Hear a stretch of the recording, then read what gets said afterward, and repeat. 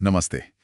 आज हम महाभारत के एक बहुत ही कीलक मोड़ पर बात करने वाले हैं। जी हाँ।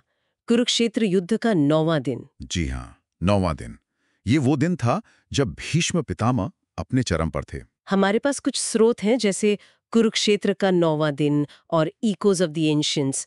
कोशिश करेंगे समझने की कि कैसे भीष्म लगभग अजेय हो गए थे। और कैसे पांडवों को, मतलब अजीब बात है, उन्हीं से जीत का रास्ता पूछना पड़ा। हाँ, ये तो है। अच्छा, शुरुआत में धृतराष्ट्र काफी चिंतित थे जब संजय ने उन्हें बताया। कौरवों का वो कौन सा व्यू था? सर्वतोभद्र। जी, सर्वतोभद्र व्यू, मतलब हर तरफ से सुरक्षित। भीष्म और कृपाचार्य जैसे महारथी आगे थे और बाकी सब अपनी अपनी जगहों पर तैनात। दुर्योधन बिल्कुल केंद्र में। बहुत मजबूत रचना थी। और पांडवों की तैयारी? उन्होंने भी अपनी सेना जमाई थी, लेकिन दिन का असल हीरो शुरुआत में कोई और था। अभिमन्यु। बिल्कुल, अर्जुन पुत्र अभिमन्यु। क्या पराक्रम दिखाया, मतलब कौरव सेना में जैसे भूचाल आ गया हो। सुना है बड़े बड़े योद्धाओं को पीछे धकेल दिया, जैसे कृप, द्रोण, अश्वत्थामा भी। हाँ हाँ, उन सब को उन्हें पीछे हटना पड़ा। ये सिर्फ जोश नहीं था, उनकी रणनीति भी कमाल की थी। और वो राक्षस अलम्बुश वाला किस्सा, वो क्या था? अच्छा हाँ, दुर्योधन के कहने पर अलम्बुश आया।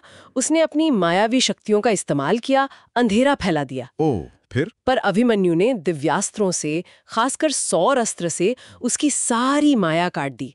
अलम्बुश को भागना पड़ा। क्या बात है, मतलब दिव्यास्त्र बनाम माया। जी, पर अभिमन्यु का ये रूप देखकर फिर कौरवों ने अपने सबसे बड़े योद्धा को आगे किया। भीष्म पितामह। हाँ जी, स्वयं भीष्म पितामह।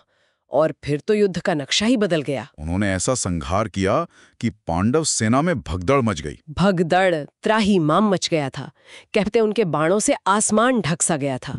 जमीन पर पैर रखने की जगह नहीं थी, बस लाशें और टूटे रथ। बाप रे। हाँ, उनका वो रौद्र रूप। लेकिन उनकी वो प्रतिज्ञा भी थी ना। हाँ, शिखंडी वाली, कि वो किसी स्त्री या पूर्व स्त्री पर शस्त्र नहीं उठाएंगे। बिल्कुल। तो शिखंडी को छोड़कर उन्हें कोई रोक नहीं पा रहा था। पांडव सेना बस भाग रही थी। अर्जुन भी उस दिन उतने प्रभावी नहीं दिख रहे थे पितामह के सामने। और यहीं पर कृष्ण का वो कदम आता है जिसने सब कुछ चौंका दिया। जी हाँ।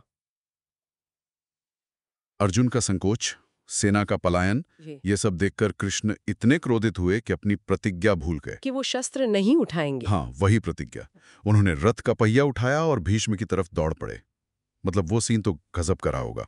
कल्पना करना भी मुश्किल है। और भीष्म, उन्होंने कृष्ण को आते देखा, बाण चलाना जारी रखा, पर साथ में उनका स्वागत भी किया। कहा, आइए प्रभु, आपके हाथों मरकर तो मैं धन्य हो जाऊंगा। ओह, वो कृष्ण के हाथों मोक्ष चाहते थे। ऐसा ही लगता है। शायद वो समझ रहे थे कि स्थिति क्या है और उनका अंत निकट है।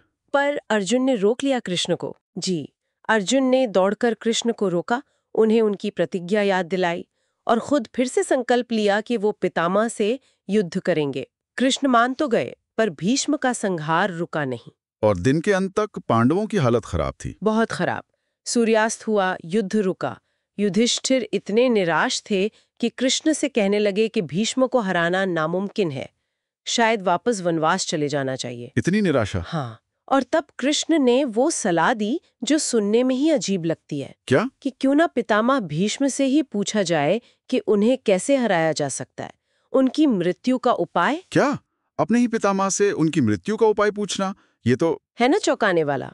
पर पांडव सचमुच कृष्ण के साथ भीष्म के शिविर गए। और पूछा? युधिष्ठिर ने? जी, युधिष्ठिर ने हाथ जोड़कर पूछा, पितामह, हम जीते कैसे? आपको कैसे हराया जा सकता है? और भीष्म ने, उन्होंने क्या कहा? भीष्म भी धर्म संकट में थे, पर उन्होंने साफ कहा, जब तक मैं जीवित हूं तुम जीत नहीं सकते। अगर जीतना है तुम मुझे मारो। और फिर उपाय बताया? हाँ, उन्होंने अपना रहस्य बताया। मैं किसी स्त्री या पूर्व स्त्री पर शस्त्र नहीं चलाता। शिखंडी को सामने रखकर अगर अर्जुन मुझ पर बाण चलाएगा तो मैं शस्त्र त्याग दूंगा, तब मुझे मारा जा सकता है। ये सुनकर अर्जुन पर क्या बीती होगी, अपने पूज्य पितामह पर इस तरह से वार करना? बहुत कठिन रहा होगा।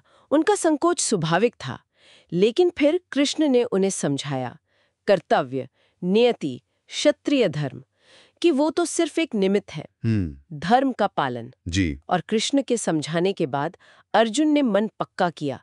उन्होंने संकल्प लिया कि वो शिखंडी को ढाल बनाकर भीष्म का सामना करेंगे। तो 9वें दिन का अंत पांडवों के लिए एक बहुत ही कठिन ज्ञान लेकर आया। जीत का रास्ता मिला, पर वो रास्ता उन्हीं से मिला जिनसे वो सबसे ज्यादा स्नेह करते थे। ना पड़े और वो बता भी दे हाँ, तो धर्म की राह कितनी जटिल हो सकती है ना? इस पर सोचना चाहिए।